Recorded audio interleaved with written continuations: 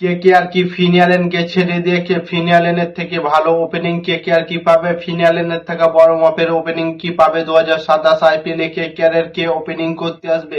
কোন player opening করবে এবং কোন কোন প্লেয়ারকে 2027 আইপিএল এর জন্য কেকেআর ম্যানেজমেন্টে রাখবে এবং কোন কোন প্লেয়ারকে বড় বড় প্লেয়ারকে ছেড়ে দিতে পারে কলকাতা নাইট রাইডার্স?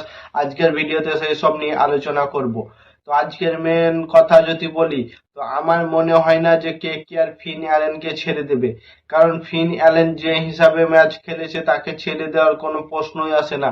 সে কয়েকটা ম্যাচে ফ্লপ গিয়েছে, কিন্তু যে ম্যাচ কয়টাতে খেলেছে একতরফা ম্যাচ জিতিয়ে দিয়েছে কলকাতা নাইট রাইডার্সকে। কোনো প্লেয়ারের দরকার হয়নি, সে ফিন অ্যালেন একাই ম্যাচ জিতিয়ে দিয়েছে। সেখানে বলতে পারো 100 রান করেছিল, একটাতে করেছিল 93 রান। ফিন অ্যালেন এত দুর্ধর্ষ যে ব্যাটিং করেছে, কিছু বলার নেই। শুধুমাত্র তার সাথে একটা দরকার ওপেনিং প্লেয়ার, সাথে একটা বড় মাপের প্লেয়ার দরকার, সেখানে আছে টিম সাইফার্ট। টিম সাইফার্টকে কলকাতা নাইট রাইডার্স ইউজ করাতে পারেনি।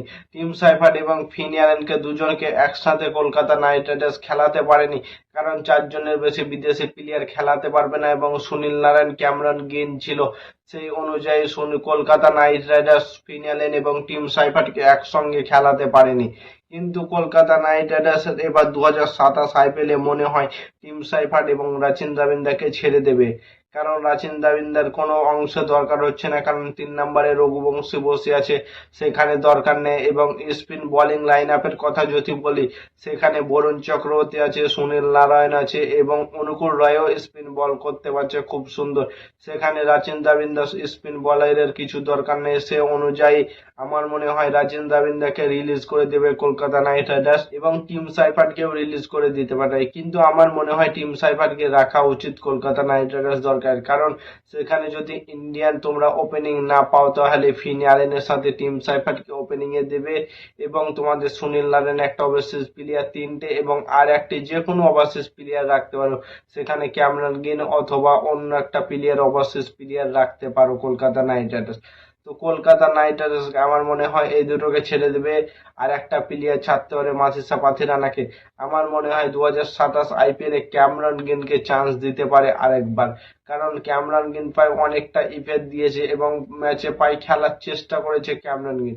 তো ক্যামেরন গ্রিনকে আমার মনে হয় আর একটা সুযোগ সে ডিজার্ভ করে। ক্যামেরন গ্রিন ক্যামেরন গ্রিনও অনেক বড় মাপের প্লেয়ার, সে অলরাউন্ডার। অস্ট্রেলিয়ার মতো টিম, মানে অস্ট্রেলিয়া সেখানে কত বড় মাপের টিম, সেখানে অলরাউন্ডার, বড় মাপের অলরাউন্ডার ক্যামেরন গ্রিন। এই বছরটা খারাপ গিয়েছে, কিন্তু ক্যামেরন গ্রিন খারাপ প্লেয়ার না। ক্যামেরন গ্রিনকে 2027 আইপিএল এর সুযোগ দেওয়া দরকার।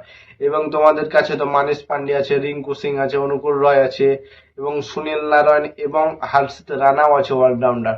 মানে ব্যাটিং এর দিক থেকে কলকাতা নাইট রাইডার্স কোনো প্রবলেম হবে না। এবং বোলিং লাইন আপের কথা যদি বলি, বরুণ চক্রবর্তী, সুনীল নারায়ণ 2টো এবং অনুকূল রয় 3টে, এবং বরুণ চক্রবর্তী, অনুকূল রয় এবং সুনীল নারায়ণ 3টে।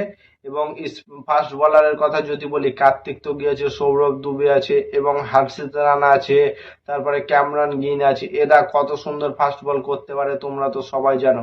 কলকাতা নাইট রাইডার্সের ফিন অ্যালেনের সাথে কোন প্লেয়ারকে 2027 আইপিএলে ওপেনিং দেওয়া উচিত কমেন্ট করে জানাও। আর নতুন কোনো ক্রিকেটের ভিডিও দেখতে হলে চ্যানেলটাকে সাবস্ক্রাইব এবং ফলো করতে ভুলো না। ততক্ষণের জন্য টাটা, বাই বাই, জয় হিন্দ।